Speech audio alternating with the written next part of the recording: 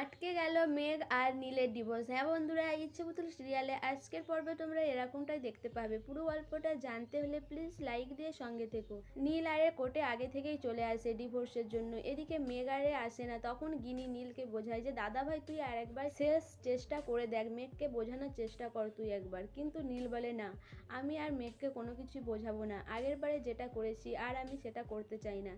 মেঘকে আমি মুক্তি দিতে চাই, সে ভালো থাকুক, আমি সেটাই চাই। গিনি বলে দাদা ভাই তোদের মধ্যে কোনোদিনও বোঝাপড়া হয়নি, আজকে আমি একবার মেঘকে শেষবারের মতন বোঝাবো। কিন্তু নীল বলে না গিনি, তুই এরকম কিছুই করবি না। গিনি বলে কেন দাদা ভাই, তুই আমাকে বারবার আটকাচ্ছিস কেন? নীল বলে আমি চাই না মেঘের বিরুদ্ধে কোনো কিছু বলতে, আর আজকে যেটা হচ্ছে সেটা হতে দে। এরপর গিনি আর কাকাই বলে যে ঠিক আছে আমরা তাহলে তোমার সাথে ভেতরে যাব। কিন্তু নীল বলে না, আমার সাথে কাকেও যেতে হবে না, আমি তো এখানেও তোমার দিকে আসতে বারণ করেছিলাম, তবু এসেছো কেন তোমরা? আমি কি ছোট নাকি? কিন্তু নীলের কাকু বলে যে আমরা চাই তোকে সাপোর্ট দিতে, আমি জানি তোর মন খারাপ কিন্তু তুই সেটা প্রকাশ করতে পারছিস না। নীল বলে না, আমার মন খারাপ নয়, আমি চাই মেঘ ভালো থাকুক, আর সেটাই আজকে আমি করব মেঘের জন্য। ওদিকে মেঘ আরে চলে আসে, উকিল আরে জানায় যে 1 ঘন্টা পরেই তাদের ডিভোর্সের কাজ শুরু হবে। এরপর নীল মেঘকে দেখতে পায়, মেঘকে দেখার পরেই নীল ওখান থেকে সরে যায়। মেঘের বাবা গিনিকে এসে জিজ্ঞাসা করে যে সে কেমন আছে, সেদিনকার যেটা করেছে তারপর ভালো করে ধন্যবাদ জানানো হয়নি, তাই আজকে গিনিকে ধন্যবাদ জানাতে চাই মেঘের বাবা। তখন গিনি বলে না আঙ্কেল, আপনি এটা কি বলছেন?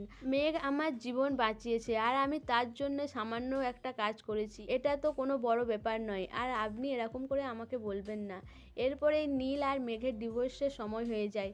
উকিল এসে নীল আর মেঘকে ডেকে নিয়ে যায় রুমের ভিতর। এরপরেই জজ সাহেব জিজ্ঞাসা করে নীলকে যে তারা এর আগে একটা হিয়ারিংয়ের ডেট পেয়েছিল, সেটাতে আসেনি কেন? তখন নীল জানায় যে তারই দোষ ছিল, কিন্তু মেঘ নীলকে আটকাতে চায়। কিন্তু নীল বলে না, আমার জন্যেই সেদিনকার ডেটটা ক্যান্সেল হয়ে গিয়েছিল, আমি মেঘের সাথে বদমাইশি করেছি আর আমার জন্যেই সেদিন ডিভোর্সটা আটকে গেছে, কিন্তু আজকে আমি চাই এই ডিভোর্সটা হয়ে যাক।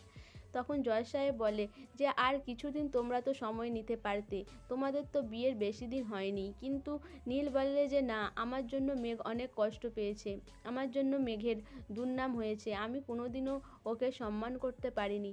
মেঘ এদিকে ভাবে যে নীল সব কিছুই দোষ নিজের ঘাড়ে নিচ্ছে কেন, ও তো চাইছিল এই ডিভোর্সটা যাতে না হয়, তাহলে আজকে এরকম করছে কেন? মেঘ এইসব কথা মনে মনে ভাবতে থাকে। এদিকে নীলও ভাবে যে আজকে ডিভোর্স হয়ে যাওয়ার পর সে আর মেঘের সাথে এইভাবে বসতে পারবে না, কিন্তু এখন তার ভয় করছে যদি ডিভোর্সটা হয়ে যায়। নীল মনে মনে ভাবে যে একবার যদি আমি মেঘের হাতটা ধরে বসতে পারতাম। এদিকে জজ সাহেব বলে যে তোমরা সময় নাও, তোমরা কোনোদিনও নিজেরা বেড়াতে গিয়েছো? কিন্তু মেঘ আর নীল জানায় যে তারা কোনোদিনও বেড়াতে যায়নি। জজ সাহেব জানায় যে তারা কি হানিমুনেও কোথাও যায়নি? নীল বলে যে না, তাদের কোনোদিনও হানিমুনেও যাওয়া হয়নি। তখন জজ সাহেব বলে আমি 6 মাস সময় দিচ্ছি, এর মধ্যে তোমরা সব জায়গায় ঘুরে আসো আর নিজেরা সময় কাটাও, তোমাদের মধ্যে একটু বোঝাপড়ার দরকার আছে, আর সেটা তোমাদের মধ্যে খামতি রয়েছে আমি দেখতেই পাচ্ছি। 6 মাস পরেও যদি তোমাদের সিদ্ধান্ত একই রকম থাকে তাহলে তোমাদের ডিভোর্স হবে। এই কথাটা শুনে নীল আর মেঘ দুজন দুজনের দিকে তাকায়। সো বন্ধুরা, 6 মাস পরে কি আবার নীল আর মেঘের ডিভোর্স হবে, না নীলের কাছে মেঘ ফিরে যাবে? তোমাদের কি মনে হয় অবশ্যই আমাকে কমেন্ট করে জানাবে। আর আমার ভিডিওটা ভালো লাগলে প্লিজ সাবস্ক্রাইব করে দিও আর লাইক কমেন্ট শেয়ার করো।